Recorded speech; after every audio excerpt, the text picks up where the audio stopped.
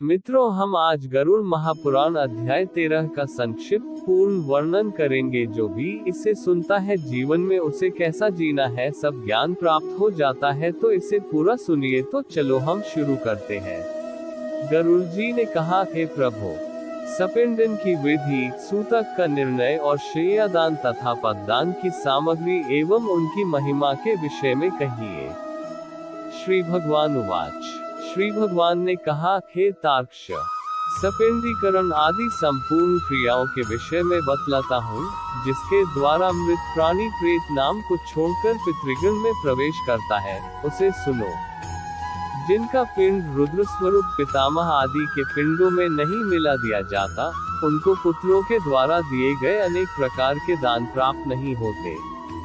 उनका पुत्र भी सदा अशुद्ध रहता है, कभी शुद्ध नहीं होता, क्योंकि सपिंडीकरण के बिना सतक की निवृत्ति अर्थात समाप्ति नहीं होती। इसलिए पुत्र के द्वारा सूतक के अंत में सपिंडन किया जाना चाहिए। मैं सभी के लिए सूतकांत का यथोचित काल कहूँगा। ब्राह्मण 10 दिन में, क्षत्रिय 12 दिन में, वैश्य 15 दिन और शूद्र 1 मास में शुद्ध होता है। प्रेत संबंधी सूतक में सपिंडी 10 दिन में शुद्ध होते हैं।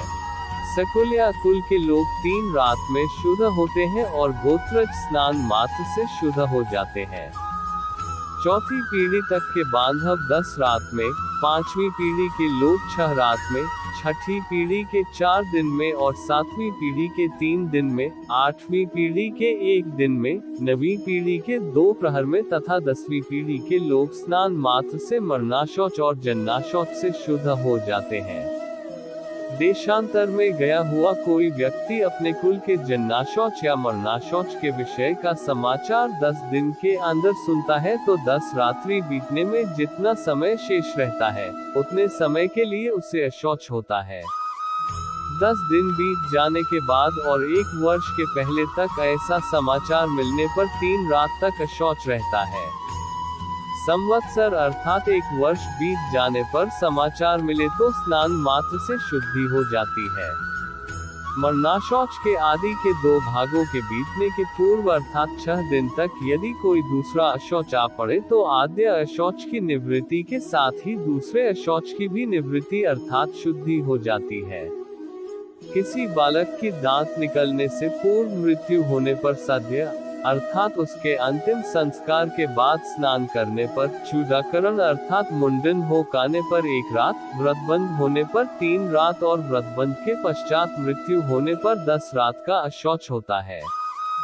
जब किसी भी वर्ण की कन्या की मृत्यु जन्म से लेकर 27 मास की अवस्था तक हो जाए तो सभी वर्णों में समान रूप से सद्य अशौच की निवृत्ति हो जाती है।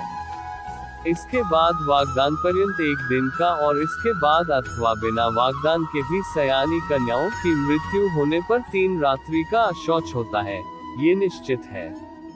वागदान के अनंतर कन्या की मृत्यु होने पर पितृकुल और वरकुल दोनों को 3 दिन का तथा कन्यादान हो जाने पर केवल पति के कुल में अशौच होता है। 6 मास के अंदर गर्भस्राव हो जाने पर जितने माह का गर्भ होता है, उतने ही दिनों में शुद्धि होती है। इसके बाद अर्थात 6 माह के बाद गर्भस्राव हो तो उस स्त्री को अपनी जाति के अनुरूप अशौच होता है। गर्भपात होने पर सपिंड की सद्य स्नानोत्तर शुद्धि हो जाती है। कलियुग में जन्नाशौच और मरणाशौच से सभी वर्णों की 10 दिन में शुद्धि हो जाती है, ऐसा शास्त्र का निर्णय है। मरणाशौच में आशीर्वाद, देव पूजा, प्रत्युत्थान, आगंतुक के स्वागतार्थ उठना, अभिवादन, पलंग पर शयन अथवा किसी अन्य का स्पर्श नहीं करना चाहिए। इसी प्रकार मरणाशौच में संध्या, दान, जप, होम, स्वाध्याय, पितृतर्पण, ब्राह्मण भोजन तथा व्रत नहीं करना चाहिए। जो व्यक्ति सूतक में नित्य नैमित्तिक अथवा काम्य कर्म करता है, उसके द्वारा पहले किए गए नित्य नैमित्तिक आदि कर्म विनष्ट हो जाते हैं।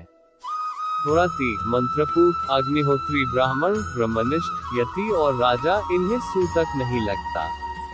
विवाह, उत्सव अथवा यज्ञ में मरणाशौच हो जाने पर उस शौच की प्रवृत्ति के पूर्व बनाया हुआ अन्न भोजन करने योग्य होता है, ऐसा मनु ने कहा है। सूतक ना जानने के कारण जो व्यक्ति सूतक वाले घर से अन्नादि कुछ ग्रहण करता है वह दोषी नहीं होता, किंतु याचक को देने वाला दोष का भागी होता है। जो सूतक को छिपाकर ब्राह्मण को अन्न देता है वह दाता तथा सूतक को जानकर भी जो ब्राह्मण सूतकान का भोजन करता है वे दोनों ही दोषी होते हैं। इसलिए सूतक से शुद्धि प्राप्त करने के लिए पिता का सपिंडन श्राद्ध करना चाहिए, तभी वह मृतक पितृगणों के साथ पितृलोक में जाता है। तत्वदर्शी मुनियों ने 12वें दिन, 3 पक्ष में, 6 मास में अथवा 1 वर्ष पूर्ण होने पर सपिंडीकरण करने के लिए कहता हूँ। कलियुग में धार्मिक भावना के अनित्य होने से, पुरुषों की आयु क्षीण होने से और शरीर की अस्थिरता के कारण 12वें दिन ही सपिंडीकरण कर लेना प्रशस्त है। गृहस्थ के मरने पर व्रत बंध, उत्सव आदि, व्रत, उद्यापन तथा विवाहादि कृत्य नहीं होते। जब तक पिंडमेलन नहीं होता अर्थात पितरों में पिंड मिला नहीं दिया जाता या सपिंडीकरण श्राद्ध नहीं हो जाता, तब तक उसके यहाँ से भिक्षु भिक्षा भी नहीं ग्रहण करता, अतिथि उसके यहाँ सत्कार नहीं ग्रहण करता और नित्य नैमित्तिक कर्मों का भी लोप रहता है। कर्म का लोप होने से दोष का भागी होना पड़ता है, इसलिए चाहे निर्गुणिक हो या सार्वजनिक, अग्निहोत्री 12वें दिन सपिंडन कर देना चाहिए। सभी तीर्थों में स्नान आदि करने और सभी यज्ञों का अनुष्ठान करने से जो फल प्राप्त होता है वही फल 12वें दिन सपिंडन करने से प्राप्त होता है। अतः स्नान करके मृतावस्था में गोमे से लेपन करके पुत्र को शास्त्रोक्त विधि से सपिंडन श्राद्ध करना चाहिए। पाद्य, अर्घ्य, आचमनीय आदि से विश्व देवों का पूजन करे और सद्गति के पितरों के लिए भूमि में विकिर देकर हाथ पांव धोकर पुनः आचमन करे, तब वसु, रुद्र और आदित्य स्वरूप पिता, पितामह तथा प्रपितामह को क्रमशः एक अर्थात 3 पिंड प्रदान करे और चौथा पिंड मृतक को प्रदान करे। चंदन, तुलसी पत्र, धूप, दीप, सुंदर भोजन, तांबूल, सुंदर वस्त्र तथा दक्षिणा आदि से पूजन करे। आज के वीडियो बस इतना ही।